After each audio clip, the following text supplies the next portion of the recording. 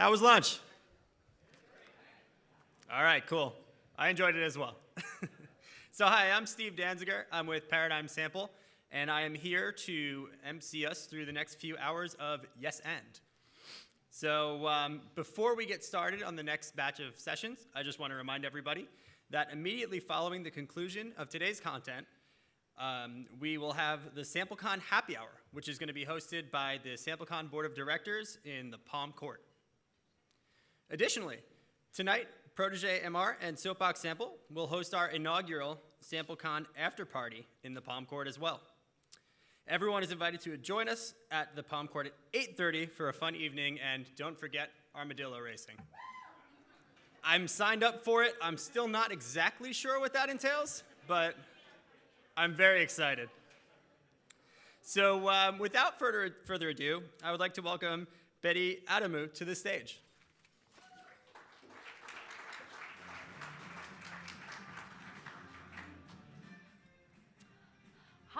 Hi everybody. Is this on? Yeah, this is on. Hi everyone, and thank you very much for having me here in Austin, Texas. It's really wonderful to be here and at the SampleCon conference, and I've got Rachel and Seema and the board of directors to thank for having me here. So I'm Betty Adamou. I'm the CEO and founder of Research Through Gaming. We specialize in using games and gamification for research for the brands that we work with, which are primarily Fortune 500 brands, and I also work as a design consultant for other market research agencies, supporting them in their research endeavors using game-based approaches. And today I'm going to be talking to you about gamifying the entire research experience. And to do that, we're going to play the biggest knowledge-boosting game in research, okay? And it's not as scary as it sounds. You've already done some scary stuff this morning, and this isn't even going to be that bad. I'm also the author of Games and Gamification Market Research, so if any of you have happened to have bought a copy and it's with you today and you'd like it signed, please do approach me after the session. I'd be more than happy to do that for you. So when Seema and Rachel first invited me to this conference, they did mention to me that it's the first time there'll be a talk on gamification, which is great, very flattering for me to be the first, so thank you very much. But also, I was just really like, well, actually, I would really love games and gamification to be a really big talking point at conferences, for more people to talk about this at conferences, not just me. So the question I had was, how do we boost knowledge and progress in games and gamification in the market research industry on a mass scale? And to do that, I'm going to practice what I preach and make that process into a game, okay? And there's going to be 6 levels to this game, and the first 2 levels you're actually going to be completing with me here together in this session. All right, so level 1 is that, well, look, if we're going to progress our knowledge on a mass scale in games and gamification, we need to build some foundational knowledge about the subject, and I'm going to be sharing that with you today in this session. And level 2 is that we're going to start to overcome some of the challenges that hold us back in using these methodologies by thinking about some solutions and inspiring some ideas. But level 3 and onwards is where it gets really exciting, because all of you are going to go away and hopefully apply the knowledge I share with you today to your own research. Start experimenting, start creating use case studies, and be able to share them in level 4 in the LinkedIn group specifically dedicated for this. It's called Game-Based Research Methods. Please do sign up to become a member. It is by acceptance from the admin only. And that means that when you're sharing the kind of experiments that you've created using games and gamification, we're creating a network of a value exchange, because when you share that information in the LinkedIn group, you'll obviously see other people who have also shared their results and their nuggets of wisdom, the things that have gone well and maybe things that haven't gone well, which is equally as important. Level 5, what we're going to do is we're going to take that research, I'm going to curate that research over the course of a year, okay, because in SampleCon 2020, we're going to be back here to share the results that all of you have put in that LinkedIn group. So we might say, well, company X has shared a great case study that has given some interesting insights on the application of the design of gamification. Or it might be that another individual say, well, actually, I've used this in a B2B context, or I've used it for panel recruitment or panel retention, or for some kind of business endeavor within my sampling company. So we're going to share that information in the LinkedIn group, share the results at SampleCon 2020, and the last level is, of course, as with any game, having a winner and giving a reward. And there'll be different kinds of rewards based on the frequency of information shared and the nuggets of wisdom that are shared as well. And between myself and the SampleCon organization, we're going to look at the kind of different rewards that we can offer you. So it's a year-long game, so from here to 2020, we'll be sharing and experimenting with games and gamification and research. So this is where we're starting level 1, gaining that foundational knowledge, right? And to start this, I have to share that when I started working in the market research industry, I was working administering traditional online surveys to different kinds of consumers with a very diverse kind of portfolio of brands. And I was just really taken aback by how this tool that we're using to communicate with people was fundamentally really unengaging, right? We all knew even back then that was a problem with online engagement, with participants, and that there needed to be a really big rejig in the design of surveys. So I thought, well, how do I solve the problem of low participant engagement and all that it impacts, like data quality and data validity, and even how we retain the interest of our panels? So by day, I was working in my market research job, and in the evenings, I would be totally glued to playing video games, playing World of Warcraft, ignoring hunger pangs, playing until 4 in the morning, even though I've got work the next day. As Katie will know, we worked together for a short stint.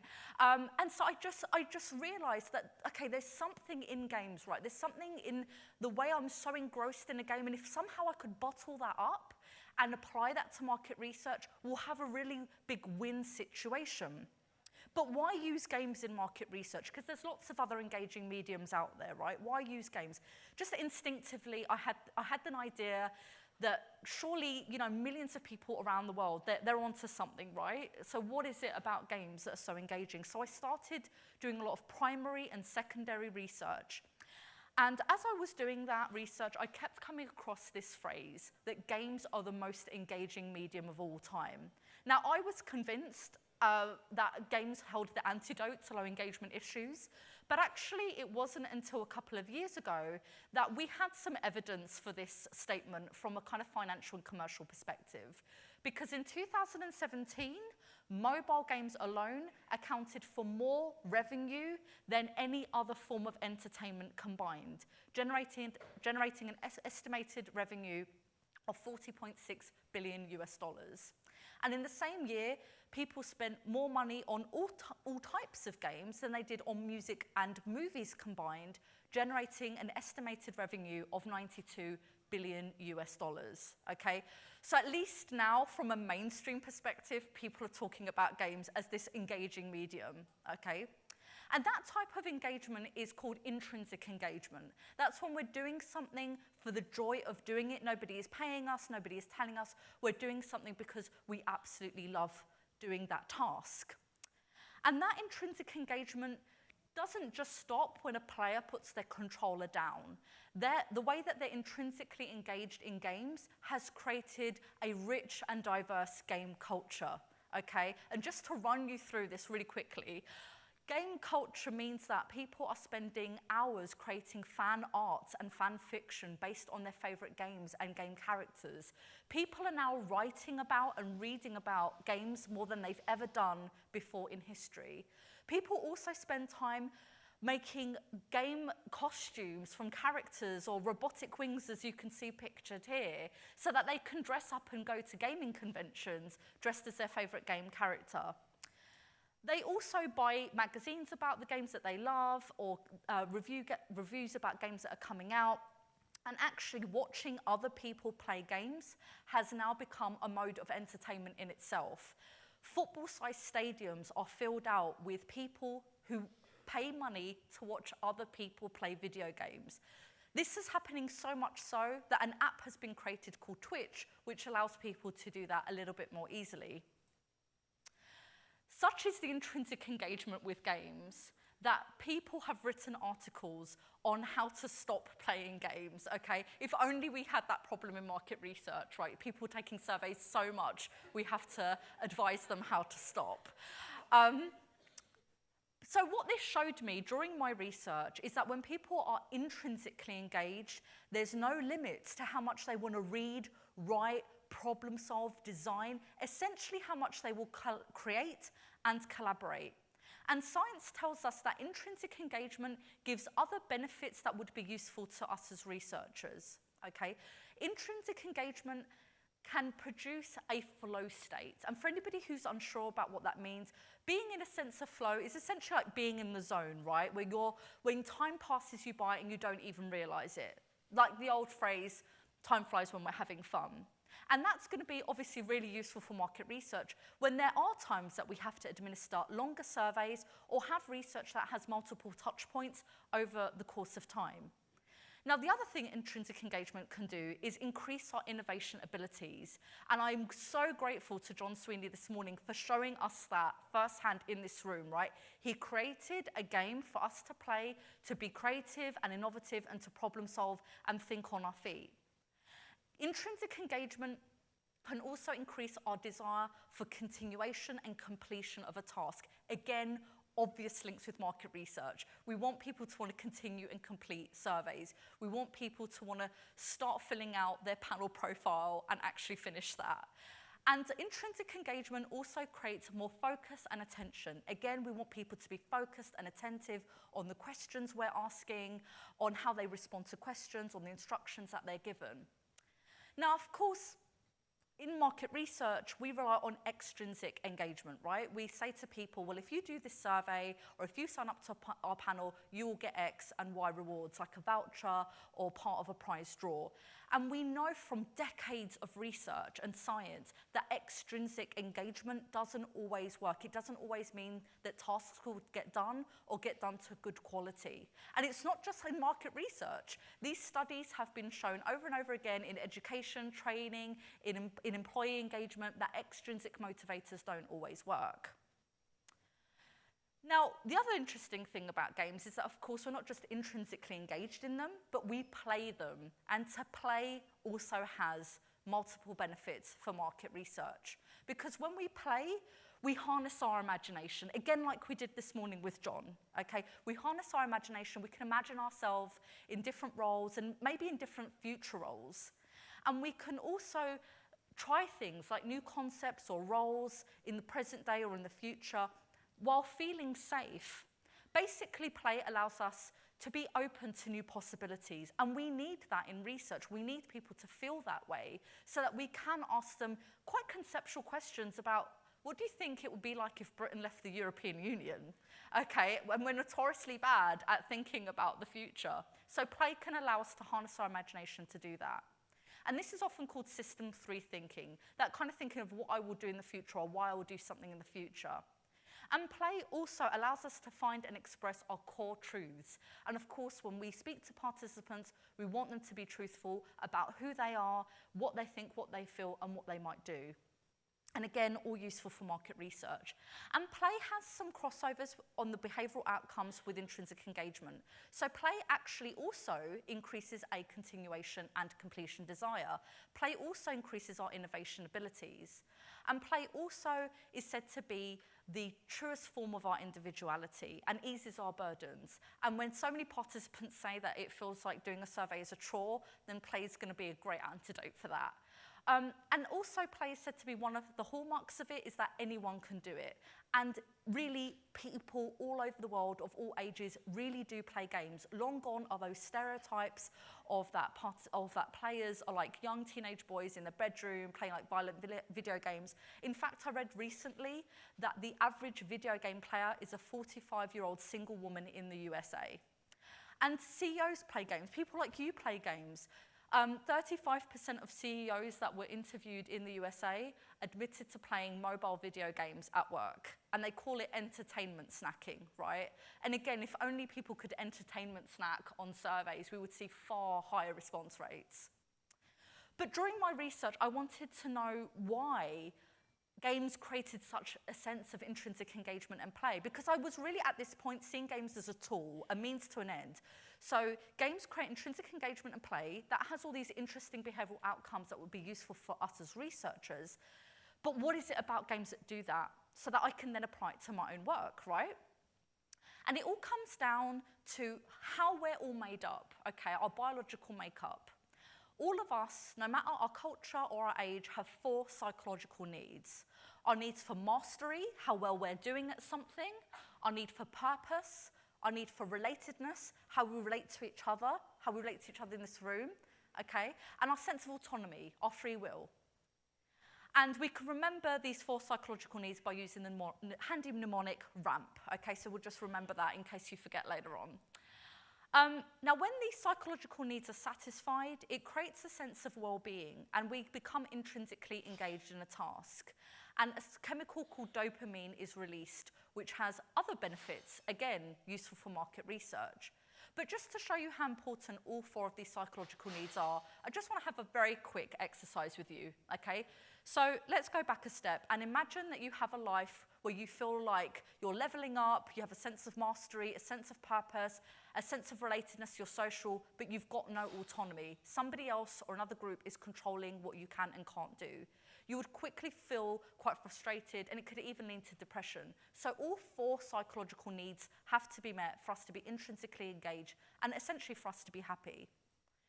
And when dopamine is released in the brain, when all those psychological needs are met, that makes us feel good. And you might recognize the word dopamine because it's one of our 4 happiness chemicals, and some of the other ones might be familiar to you, like endorphins or serotonin. And these are the chemicals that are released when we fall in love or eat a bar of chocolate.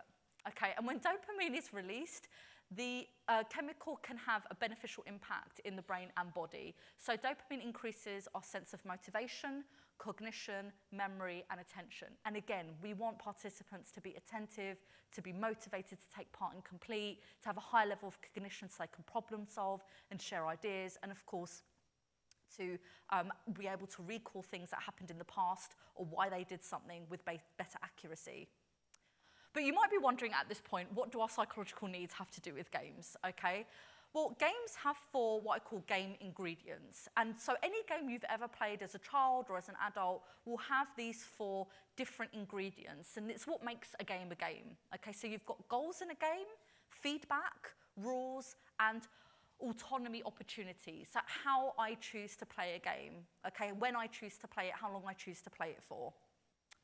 Now, I had a real eureka moment in my research because when I created these 2 diagrams and I put them side by side, I started to see very clearly how the game ingredients contribute to satisfying our psychological needs. And this is exactly what makes games intrinsically engaging and even addictive, because games are really good at using those ingredients consistently to satisfy our psychological needs.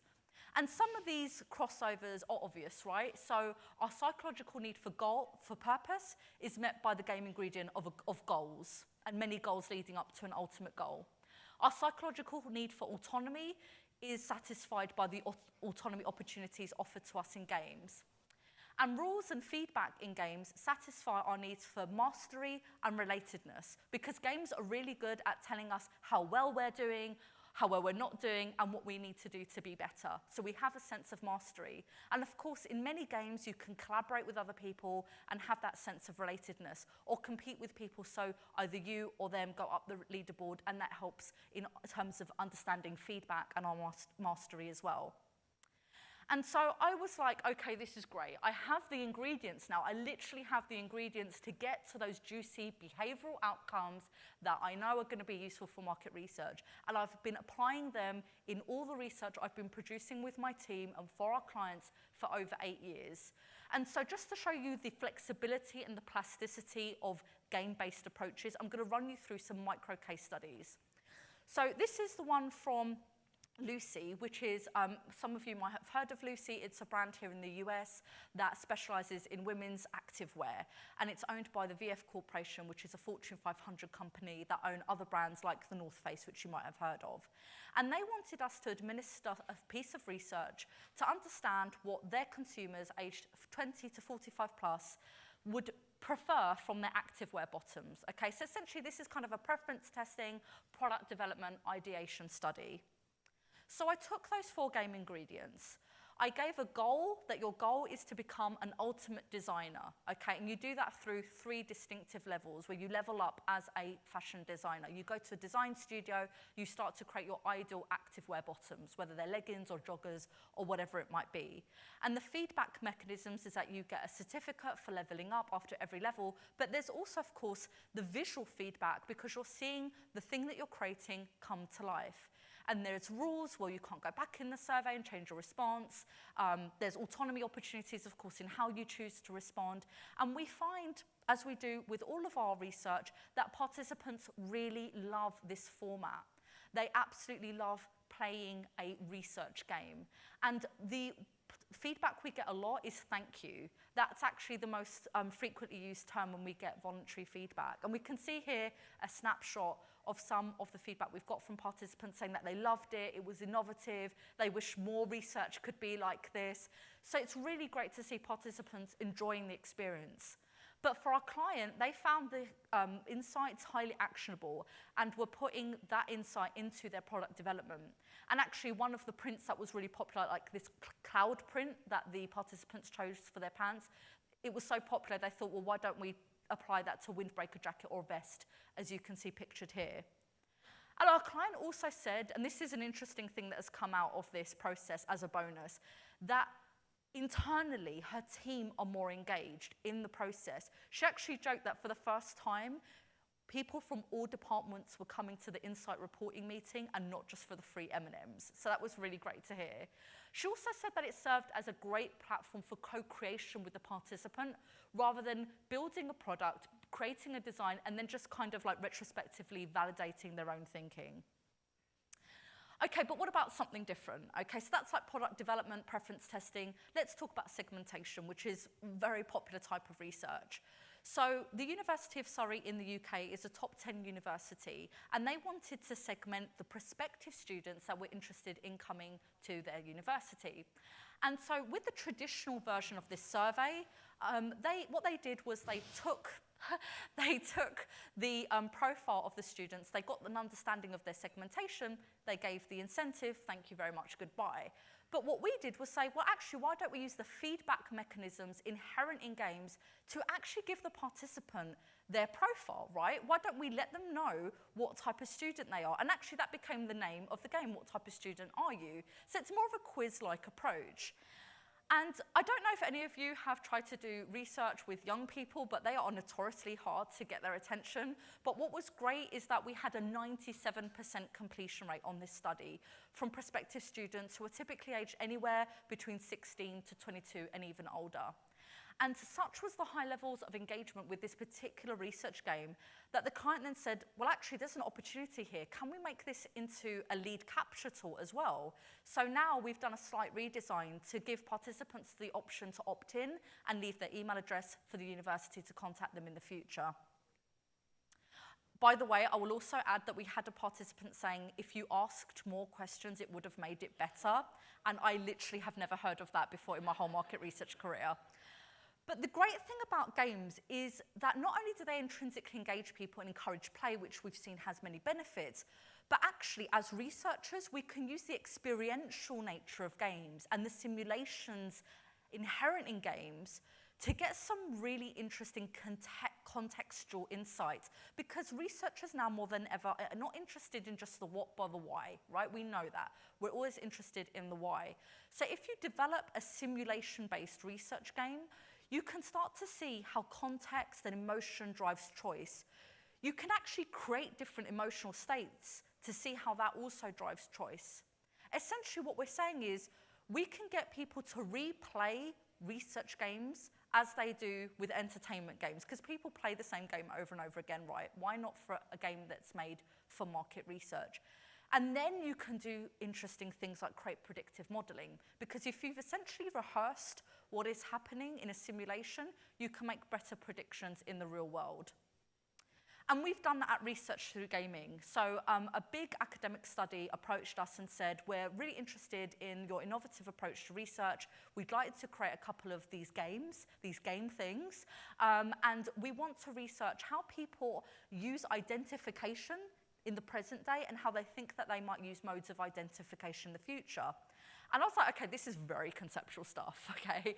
But what was great about having a simulation was that we can put people in different contexts where they had to show forms of ID and see what they would do if a certain form of ID wasn't available. So for example, if you didn't have your passport with you at the airport, what other form of ID would you choose? Especially in that environment where there's a sense of urgency and there's potentially a sense of frustration on an emotional level. And you could do things in the game like talk to other people, you'd be in different virtual environments, there was a narrative that kind of held all the research objectives together in a way that allowed people to be more immersed in the research content. You could make an avatar of yourself and have conversations with other characters. And what we found was that participants were again showing signs of intrinsic engagement. They were going over and above the call of duty. We had 19% of people who took part in both games go on to do a completely voluntary diary study online. We also had participants give voluntary feedback, over 90% of which was positive. We also had 12% of participants in their feedback say, I'd love to play more research games, can you send me more? And we had a better nationally representative sample, which was really important for this study because it was government funded. And actually our oldest participant at the time was 89 years old. And we also got a higher continuation rate between the first research game and the second research game than was predicted by the sample company that we worked with. So a win-win all round.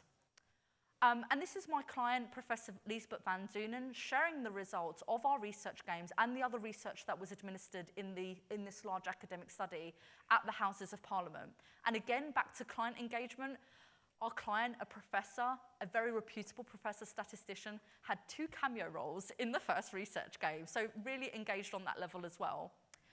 Now, you might think that this sounds really futuristic, but actually this is happening now in the games industry.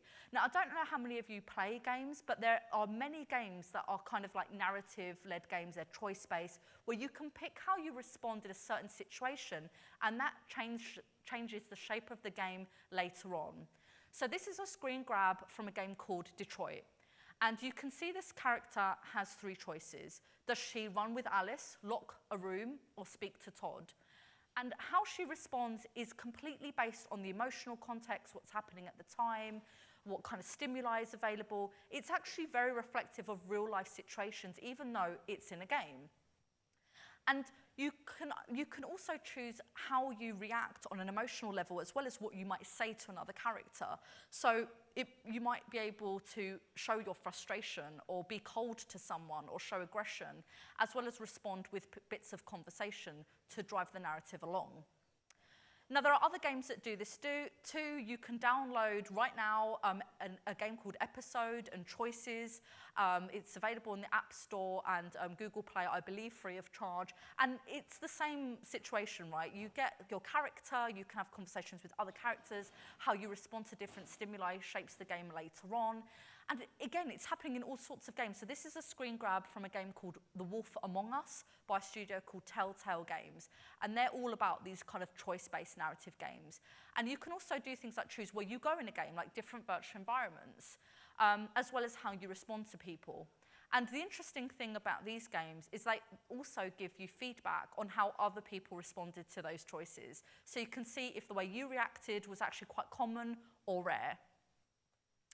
Now, I'm not the only one who knows all this amazing science. I'm not the only one who's done this research. Other people have done it to the point that 2 other industries have been born out of the entertainment games industry. So we now have the serious games industry and the gamification industry, okay? And serious games are games that are really like fully fledged games from the outset of the design that solve real problems.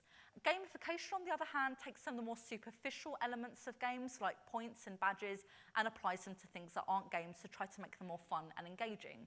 And just to show you a couple of examples of that, so some serious games right now.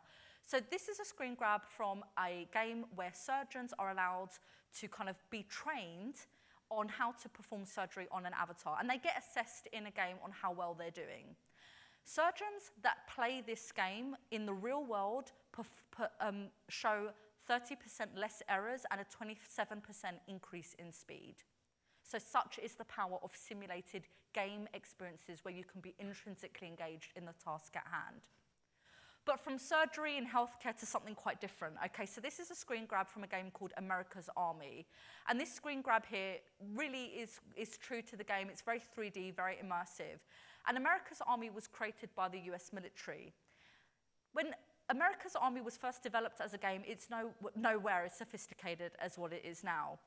But it started off as a game that would be used at recruitment drives, letting potential new recruits have a kind of experience of what it would be like to be in the US military.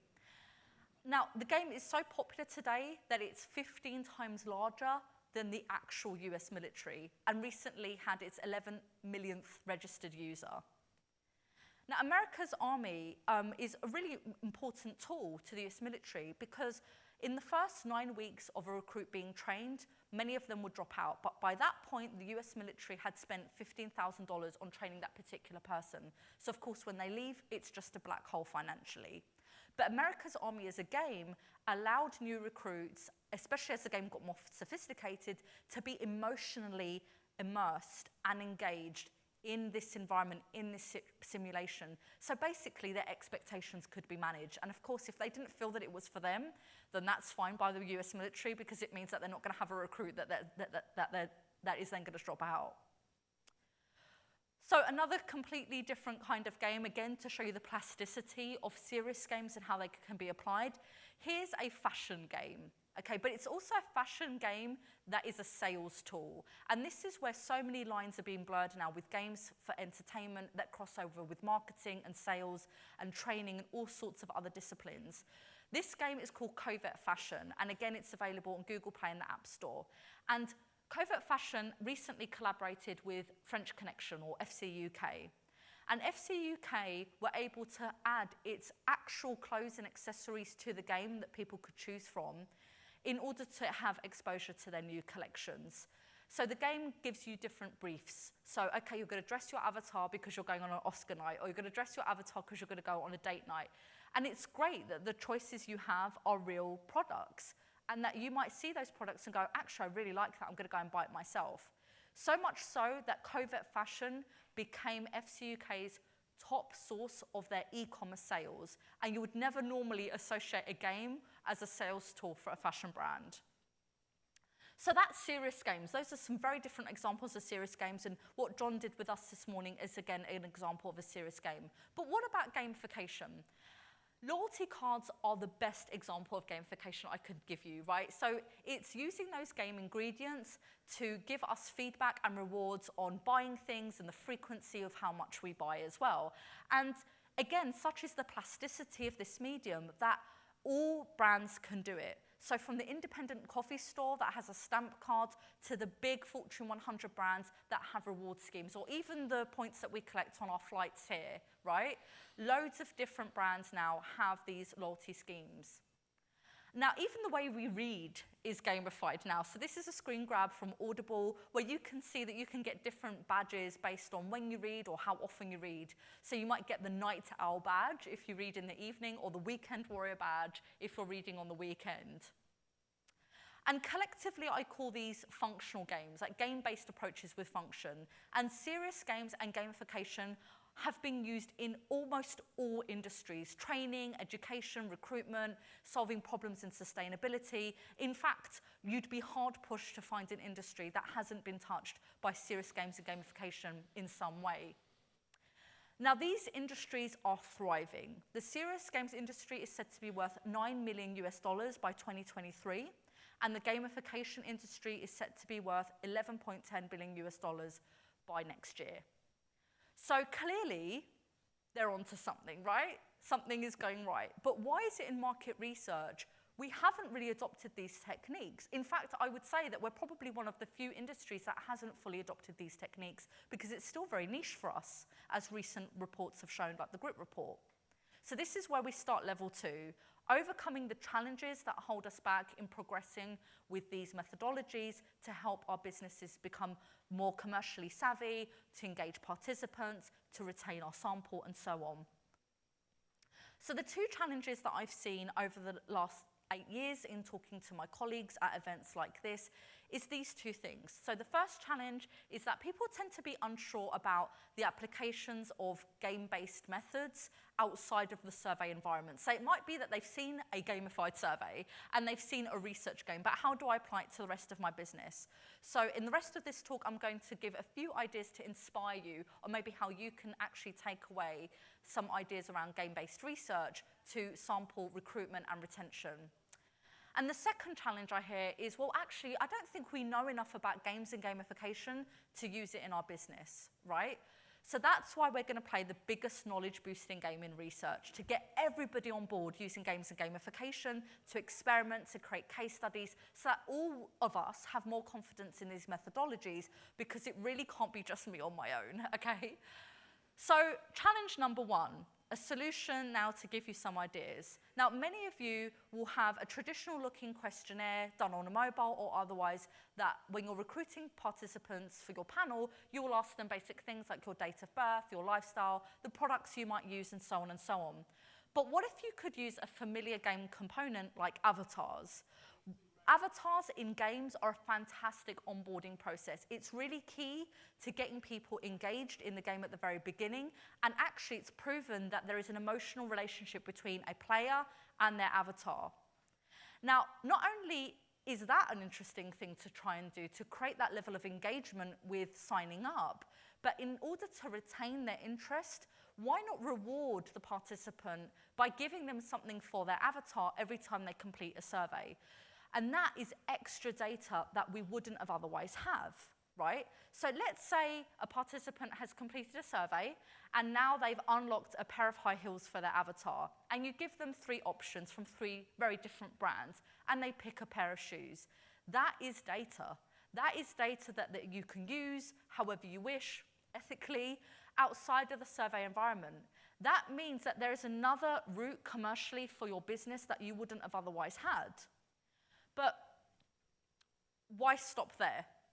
What about rewarding participants by not just giving them a pair of shoes or even branded clothing, but saying, hey, now you've unlocked a car, right? Or now you've unlocked the ability to make your perfect neighborhood. Now you've unlocked the ability to create your ideal restaurant, or to create your ideal meal, or to make a meal using these specific products. Again, you're using games outside of the survey environment, which will allow your business to collect more data.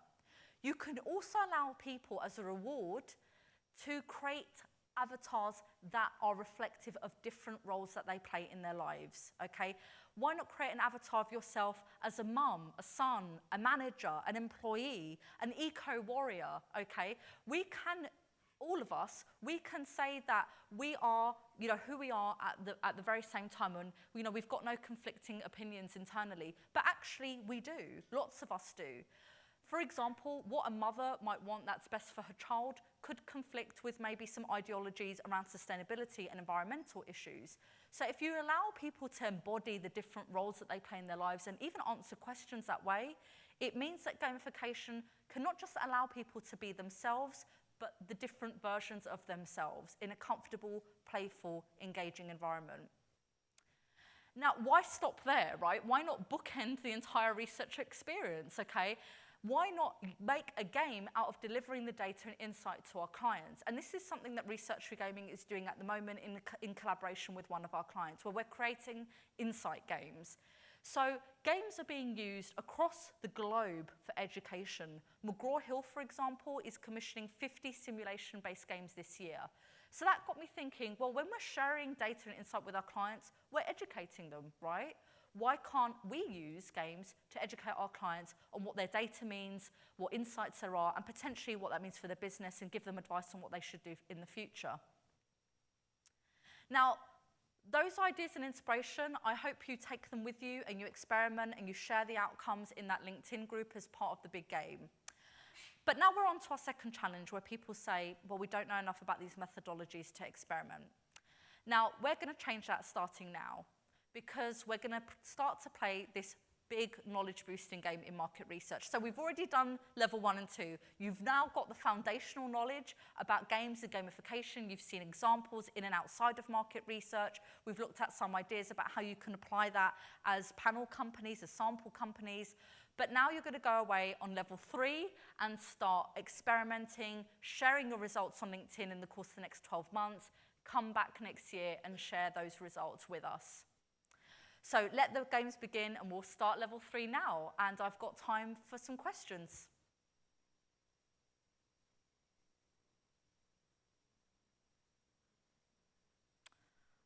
Any questions? Anybody?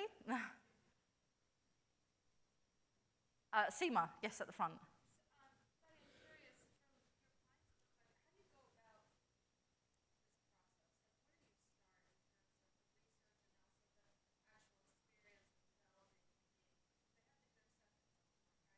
Yeah, absolutely. That's such a good question. Whenever I design a research game, I'm thinking about the 4 game ingredients. I literally have those diagrams in front of me or blue tacked onto my wall. And I think about, okay, how can I create a goal that's relevant to this research study? So the kind of narrative that I use, if you like, the gameplay that I use, will always be relevant to the research content. If anything, it's actually a tool to immerse the participant in the research content further. So in the example earlier where I showed you that with the Lucy participants, you could be a designer for the day. Well, that made sense because it was about fashion. And another game we created a few years ago where it was all about the forms of identity that you use. You were in this role play that you were an undercover agent and you had to go through different missions. And by doing those missions, you're answering questions. And again, that role play, the goals inherent in that, the feedback systems, again, they're all related to that research content. So I really do genuinely start with those 4 game ingredients, exactly as I shared with you. There's no other secret really. But another thing I do, which I think every researcher should do, no matter what methodology they're using, is that I do a lot of upfront research about the participants, maybe some of the preconceived ideas that they have about the product that's been researched or the service, to try and get an idea of what their mindset is already, so that anything I'm introducing in the game is not going to overly challenge that, and it's going to feel a much more natural and kind of human and intuitive approach to the research. So I hope that helps. I can see a hand up there. When it comes to programming, do you have any idea of what this does to the cost of programming? So is it like triple the cost of programming? Or we know what the cost of programming is, but just want to understand. Yeah, I mean, it's kind of like how long is a piece of string, right? Because developing a research game that's 3 minutes would be different to developing a research game that is 30 minutes. And also you've got to think about the complexity. If I'm using a research game that requires some kind of AI, different characters, the ability to develop avatars, that would inevitably cost more in programming than maybe a more simple kind of point and click game, or maybe a more kind of basic quiz-like game. And it's the same with traditional surveys, right? The cost may be different depending on the length and complexity. So for research for gaming, we tailor-make all of our games to the brands that we're working with, so every game is different, and that means ultimately that there are different costs involved. But I will tell you that many of my clients have said, quite anecdotally, that they've been surprised that in many cases, not only is our approach not more expensive, but actually it's the same cost as what research would cost with maybe a traditional market research company producing traditional surveys. So I hope that helps. Any other questions?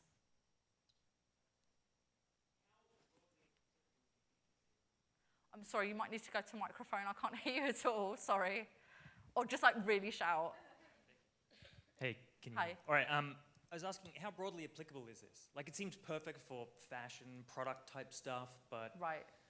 I mean, there has to be some point where we just can't create a fun game experience to get the particular type of data that we want, right? Or There's 2 ways I'd answer that question. Firstly, not every piece of research needs gamification. If you've got a piece of research that is really interesting to your target consumers anyway, my attitude is, if it's not broke, don't fix it. The other thing I would say is that every single client that has approached research for gaming across the course of 8 years has had extremely different needs, different kinds of participants, different kinds of research. And as yet, I've not been stumped on a design. So I've done work for big technology companies, for B2B clients, versus kind of academic studies and Fortune 500 companies doing fashion, academic studies doing like conceptual work about identity. And again, in the examples I showed you, you could see the plasticity of how we apply games outside of market research. It's the same with research. As long as you've got those game ingredients, you can intrinsically engage people in any subject. Hi, it was Hi. awesome to learn about how the games and the brain work together.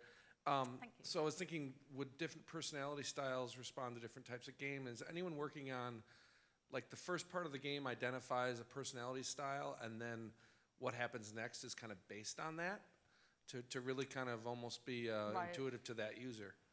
Yeah, not yet, but that's where this big knowledge boosting game comes into play, because although Research for Gaming has done lots of research on research over the last 8 years, and a lot of that is in my book, really, again, it's a small group of people in our industry who are actively experimenting with this methodology. So as yet, I haven't had come across any results on that kind of research in our industry, but certainly outside of our industry, there are loads of games that have this kind of personality test feel to them. And actually, we see lots of them online as quizzes, right? So like anything from what kind of Disney princess are you, to what kind of Game of Thrones character are you, trying to somehow identify different sides of your personality and how they're reflected in different characters that we see on screen. But I encourage any of you, where there are these gaps in knowledge and they don't exist already, please do use this opportunity for this 12-month game to go and do that research and create experiments. Any other questions? No? Okay. Well, thank you very much for listening. And thank you again, Seema and Rachel, for inviting me here. Thank you.